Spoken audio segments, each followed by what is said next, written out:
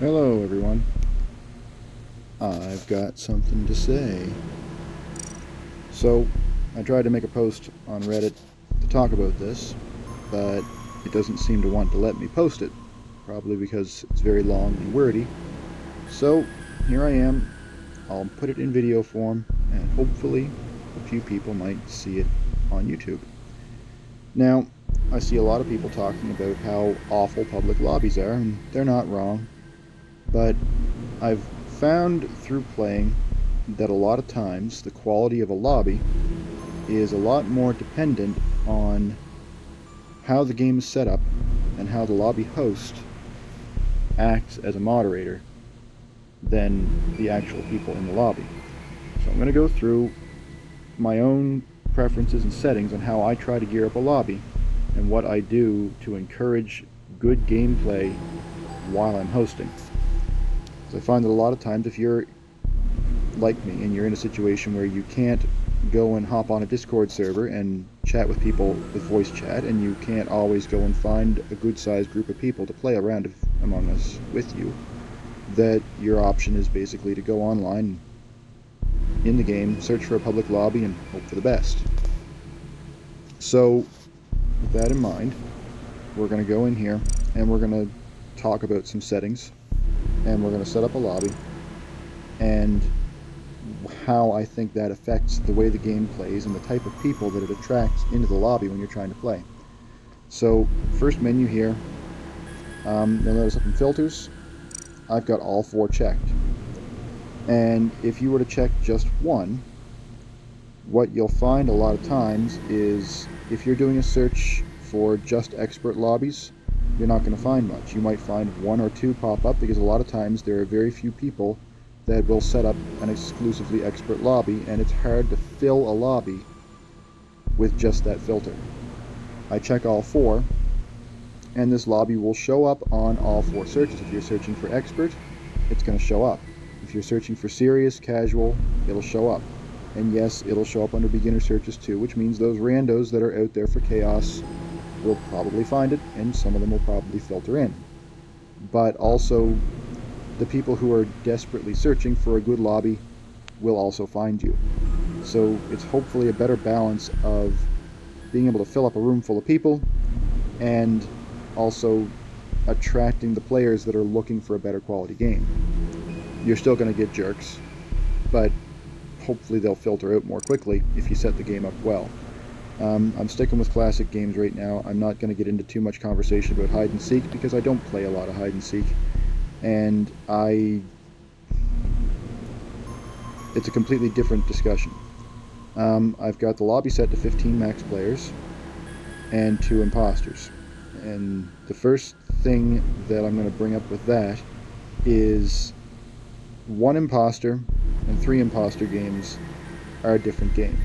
1 imposter game, you have 1 person in the crowd that you have to figure out and boot them out before they kill everybody.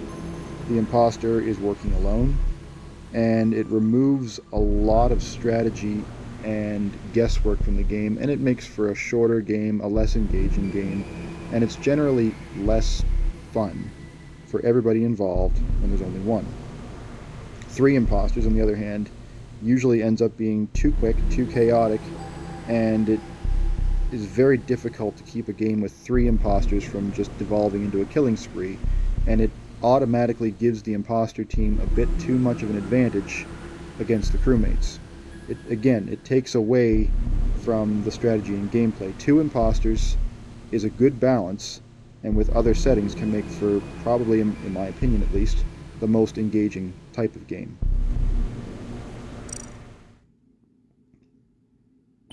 So here we are, and default is private, and that's where we're going to stay for now. We're going to go straight into the game settings, and we're going to talk about these bit by bit. We're sticking on the Skeld for now, and I play most times, if I make a lobby, or if I join a lobby, I'm looking for a game on the Skeld. I don't have anything against Mira HQ or Polis, I'm just not as familiar with them, and I find the Skeld map is a map that I know well enough to know a lot of the little fine details that I can play the game better. I'm learning on the other maps. I've spent very, very little. I've played one game on the airship, and it was not a very good game. And I've been on the fungal once or twice, and I don't even know where the tasks are on those maps yet. Most of the time when I first played a lot, it was only the 3 maps, and most of the time I spend on the Skeld because of it's an easy map to navigate, and there's a lot of little things about the map that you can use as a player, both as an imposter and as a crewmate. So again, I'm keeping the imposters on too, and there's a couple of different reasons for that. Not just because I think of the balance that it creates of having a teammate for each imposter, but also the chaos level in general. But with other settings, it also adds to the strategy of the gameplay. Confirm ejects. I like confirm ejects to be off with a 2 imposter game. 1 imposter, you might as well leave them on because it doesn't really matter. You're going to know because you confirm eject with only 1 imposter because either the game ends or it doesn't. 2 or 3 imposters, if you really want to have a 3 imposter game, again, turn off confirm ejects, because if you don't know how many imposters are left in the game, you're going to be far less likely to randomly vote somebody out. And it also eliminates the much disliked, well, if it's not them, vote for me next, or if it's not me, then vote for so-and-so next, because that doesn't work. If you don't know whether you ejected an imposter or a crewmate, you can't use that argument, because it might have been them, it might not. There might be 2 imposters left, there might be only 1. You have no way of knowing unless you're so low on crewmates that if you would have injected the wrong person, you'd be dead. So, in general, I like playing with confirm ejects off. I don't like knowing whether you've successfully ejected an imposter or not.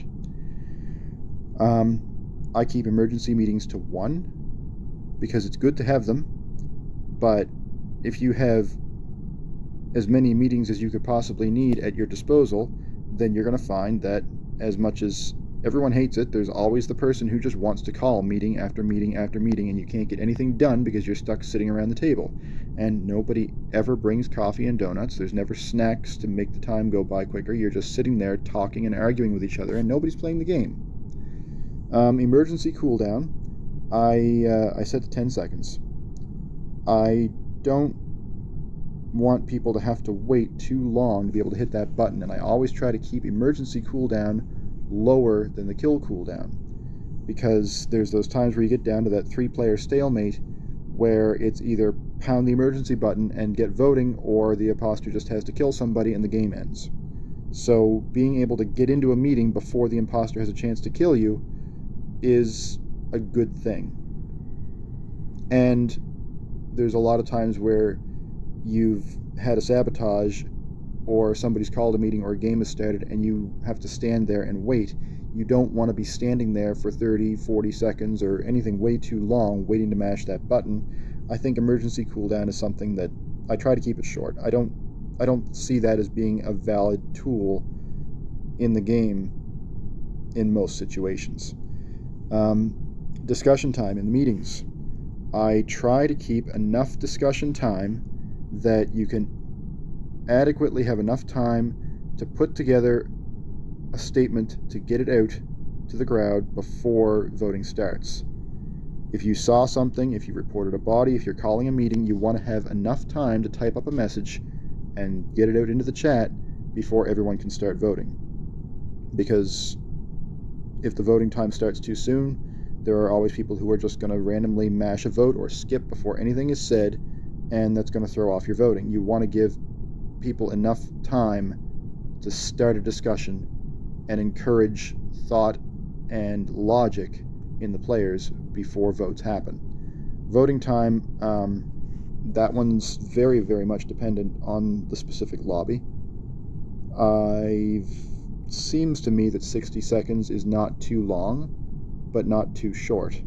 It's right at the bottom end of what I would like to see for voting time, because you want to have enough time to properly process everything that's said and form an intelligent decision on how you're going to vote without being rushed enough that you can't get the information out or properly defend yourself or accuse somebody before the time runs out. if you set it too long, in a perfect world, you'd have unlimited voting time because nobody would drag their feet and be an idiot just for spite. But there always seems to be one or two people in a lobby who are away from their keyboard, or they're just being stubborn and refusing to vote and make everybody sit there and wait and twiddle their thumbs. And nobody likes to just sit there and wait for somebody to vote. A tool I'd use to get around that is a good warning and then vote kick or kick somebody when you get back to the lobby, because nobody should have to wait for a meeting to end because somebody won't vote. So 60 seconds, that makes for a minute and a half for a meeting. It's not bad, but sometimes it can be a touch too short, but I wouldn't want to go much longer unless you've got a really good lobby of people.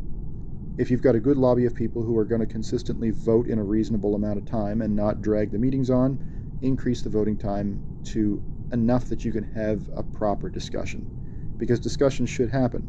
You should try to bring around a group of people that want to have a good conversation about what's going on and think their way through the game and make good choices on their votes. I like anonymous votes. I always try to play with anonymous votes on. I think that's a good tool for everybody in the game, and it makes the game better when you don't have to worry about everybody else seeing who you voted for, both as a crewmate and as an imposter. If you want to skip, and everyone's saying to vote for a certain person, you can skip. If you want to split a vote and vote for somebody else, you can do that, and it's not going to have those repercussions that are going to give you those problems. My screen just locked. So I keep anonymous votes on. That's a personal preference of mine, and I think that's a good enough reason to do it. Player speed is another one that can really, really throw off the balance of a game if it's not set properly. A lot of people don't like the slow movement of the lower speeds, but if you set the player speed high, crewmates are going to rush through the tasks, and you're going to have a lot of task victories. And for me, I've said in my previous video that task victories for me are like a tie.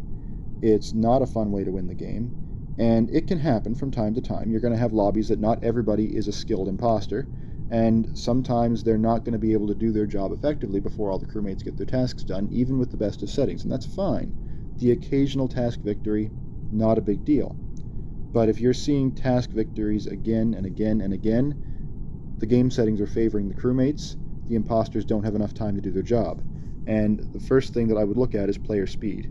I try to keep player speed to 1.5 or lower. 1 to 1.5 for me is an ideal range that you can move about the ship in a reasonable amount of time, do your tasks, but not be so fast that you're nailing task victories again and again. The other thing with that is if the player speed is too high, the imposters don't stand a chance at being able to sneak into a room, kill a crewmate without being caught red-handed, because people move in and out of rooms so quickly that you can't get an opportunity to get in for a kill. Crewmate vision, I try to leave that with the default settings. 1 for crewmate, 1.5 for imposter. You don't need to see everything as a crewmate. You don't need to see everything as an imposter. The imposter vision should be higher than the crewmate vision, because imposters need to be able to have that little extra line of sight to help make sure the coast is clear so that they're less likely to be detected when they're making a kill. Try to achieve a balance between the imposters and the crewmates. Don't give anybody an unfair advantage in the game, because that just makes for lousy games. Kill cooldown, 20 seconds for me seems to be a decent number in most games. You don't want to have it so short that your imposters go on a killing spree, because that's going to be the server closed due to inactivity. Alright, let's get back in here. I guess I got to talk more quickly. Let's get back into the settings here. Back down to the bottom here. Kill cooldown, 20 seconds, seems to be a good middle ground number, because you don't want the imposters going on a killing spree. You don't want the imposters standing around doing nothing, being bored. They need to be able to do their job, but you don't want them doing their job so quickly that 2 minutes into the game is over because everybody's dead. Medium kill distance. Again, these numbers, the kill cooldown and the distance, that may be slightly dependent on the people you get in the lobby, but generally most moderately skilled imposters and moderately skilled crewmates work well with a 20-second kill cooldown at medium distance. Short's not bad either.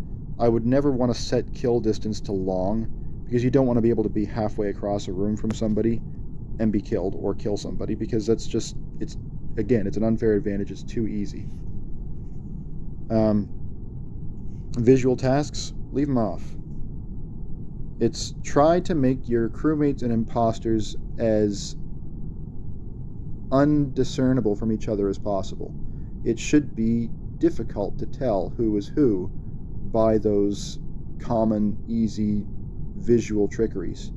An imposter should be able to fake a task convincingly. It shouldn't be easy to spot somebody with a taskbar not moving. It shouldn't be easy to have someone be confirmed with a visual task. So that's why I keep visual tasks off.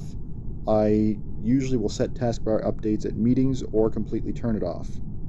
Because, sometimes it's good to know how far the game has progressed as far as tasks go.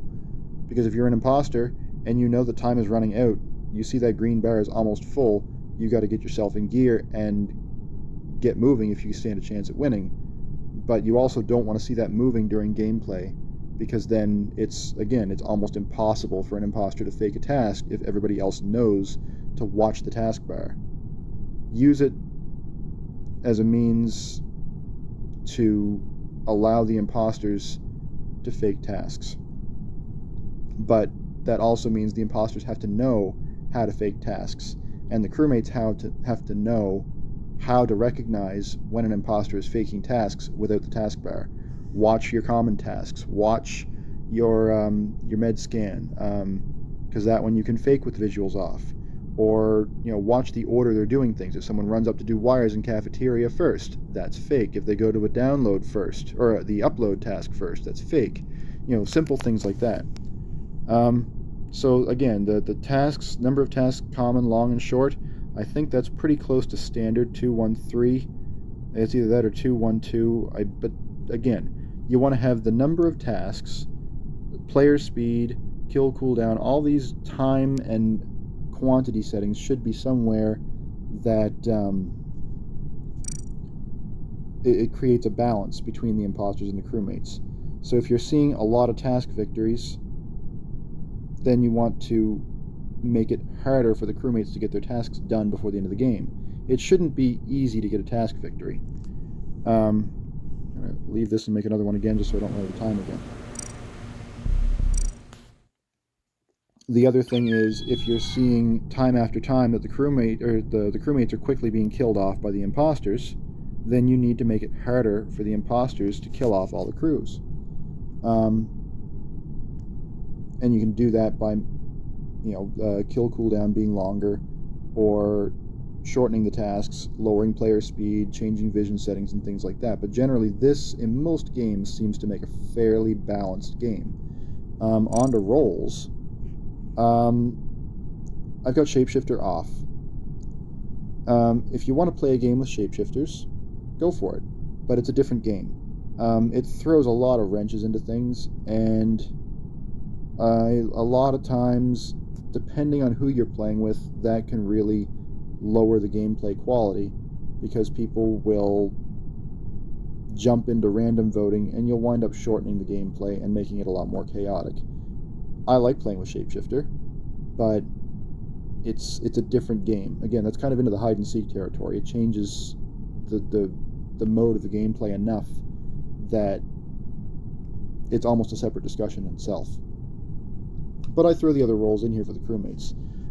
I threw a couple of Guardian Angels into the mix. I got to get better at so protect cooldown, protection duration. Okay, so let's knock this down, because a lot of times I find that 60-second cooldown, 35 is as low as you can go. I would up that a little bit.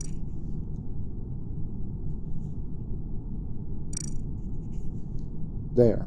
So I have a hard time with Guardian Angel. I'm usually really bad at it, but it's a lot of times you wind up protecting somebody, and then the imposter goes and kills somebody else. So, let's add a little more balance to that,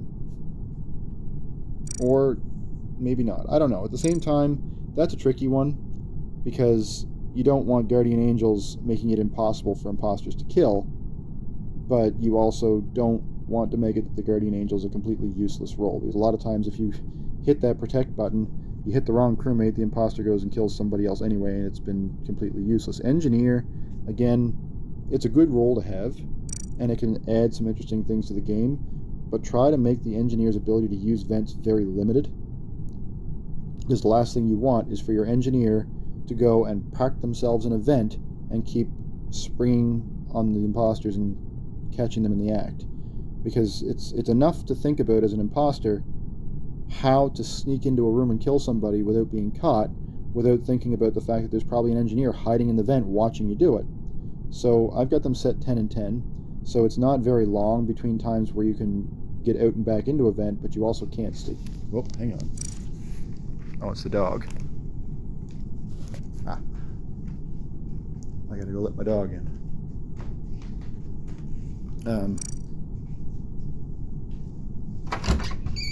Not in here. There's an interruption. So yeah, don't let the engineers stay in the vents for very long. That way, the imposters aren't being constantly caught by your engineers. Scientist, I'll let them do their thing, because that role is largely useless. Let's let them have their 30-second. There. Let them have a little more time with that, because that ability is not that useful at the best of times, I find. So let them watch the vitals. There. So there's where I go for role settings, but again, that's up to the individual on that one. You can completely disable them if you want, add them in. The crewmate roles don't make a huge difference, with the exception of engineer, but shapeshifter is one that I would use very sparingly. So you put that into place, you're going to find that the better the balance you can achieve between the imposters and the crewmates, the better quality gameplay you're going to have. And better quality gameplay attracts better quality players. If you start putting in a lot of fun, like shortening the kill cooldown so that the imposters can run around like mad fools and kill everybody, yeah, the imposters are going to have a great time, but they're going to win every round. If you throw a bunch of shapeshifters into the mix, or a bunch of engineers that can park themselves in the vents, or less tasks, or whatever, again, watch for those task victories, watch for the sabotage victories. And the thing with the sabotage victories, if you lower the player's speed, it becomes more challenging to fix sabotages in time. And that makes sabotage victories a little less crappy feeling. I would mind them less if it's a struggle to get the reactors in O2 fixed in time. But there again, that's down to player speed. The slower the speed, the harder it is to fix those sabotages. But yeah, if you're finding you have a lot of sabotage victories, maybe you want to increase the player speed. If you're finding you're having a lot of task victories, add tasks, slower the player speed, decrease kill cooldown, change the settings to favor the imposters. If you're getting a lot of sabotage victories, change the settings to favor the crewmates. If you're seeing a lot of games come down to 3-player kills very quickly and the imposters are killing everybody off, again, the gameplay is favoring the imposters. Ideally, you should be seeing games end very regularly somewhere in the middle of the road, with, 5 or 4 or 6 crewmates left and 1 or 2 imposters, depending on how the game plays out, and you should be winning the game either by the imposters successfully fooling everybody and getting the wrong people voted out, or the crewmates successfully finding and ejecting the imposters. And it should be a challenge for both sides. And I say that 3-player stalemate isn't something to aim for, but if it's happening and it's a good 3-player stalemate, then again, you've got good settings.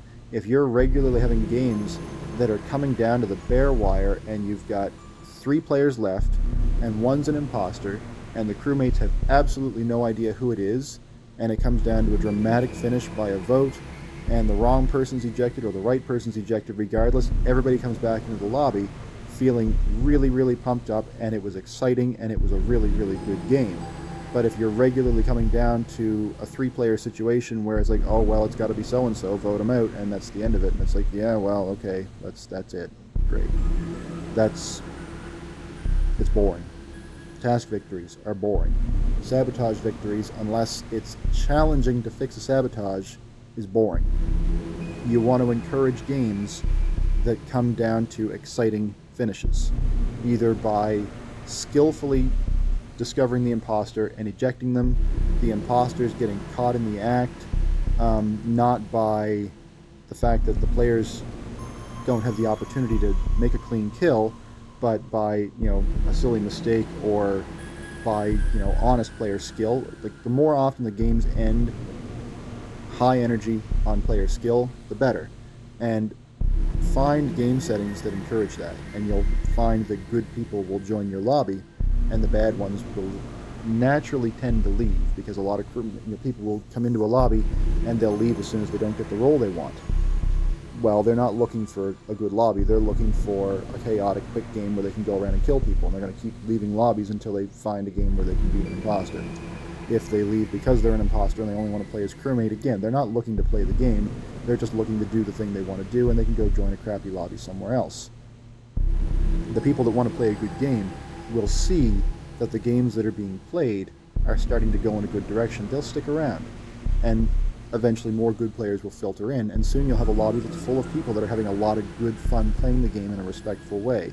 And that comes on to the next thing, is if you are a host of a game, act as a moderator. Encourage good discussion, act fairly, and warn people before you kick them or ban them. Don't overuse the kick and ban. And act effectively as a leader, but also listen to the other people, and don't use kick and ban as a tool for vengeance. We're all there to play the game. If you want to play the game, sometimes things aren't going to go your way. Don't be spiteful and kick and ban people, because people are going to see that you're being a bad host and they're going to leave. And you're going to wind up with a lobby full of jerks. Or an empty lobby. So, that in mind, that's my little discussion for today, is there are ways to encourage public lobbies to go well. And I find a lot of times when I host lobbies and I use those methods and settings, I can encourage the game to go in a good direction and end up with a really good group of random strangers on the internet and have a lot of fun. So give it a try. Let me know what you think. And I hope this is helpful to somebody in a way to make public lobbies a better place. Personal opinion, I think that there's a good opportunity here for Innersloth to add to the game a way to allow people who are looking for good quality games to find them by maybe like a certified host or moderator badge that, after you've met certain credentials for rounds played in a lobby or rounds played as host or, ratings and referrals, somehow that could be tricky because a lot of people can be idiots. But I'm sure that there's enough data that comes out of the game that they can find that, this player here has played a lot of games as host, and they have low player turnaround in their lobbies, and they play a lot of games as host in lobbies. Their lobbies, get full, stay full, and they don't get reported a lot. They don't overuse the kick and ban options, and give those people the power to, for instance, instantly kick or ban members during gameplay. I can see that they wouldn't want to do that right off the bat, because a lot of people would use it as a tool in the game to give themselves an unfair advantage or to be spiteful or vengeful about it. But someone who's actually trying to make a good game, a good host could easily use the kick and ban during a game to stop the inappropriate behavior, the insensitive comments, and the general things that annoy people when they're playing. But also, if you're looking for a lobby search and there was an icon that said, look, this lobby is being hosted by someone who's a certified host or moderator, then you end up with people who are looking for good games are able to find good games. And it sort of separates the people who are looking to actually play from the people who are looking to just go in and be chaotic idiots. Hopefully they hear this. Anyways, there, I'm locking again. I'm going to leave it this one. I'm going to go play some games. Thanks all for watching. Like and subscribe.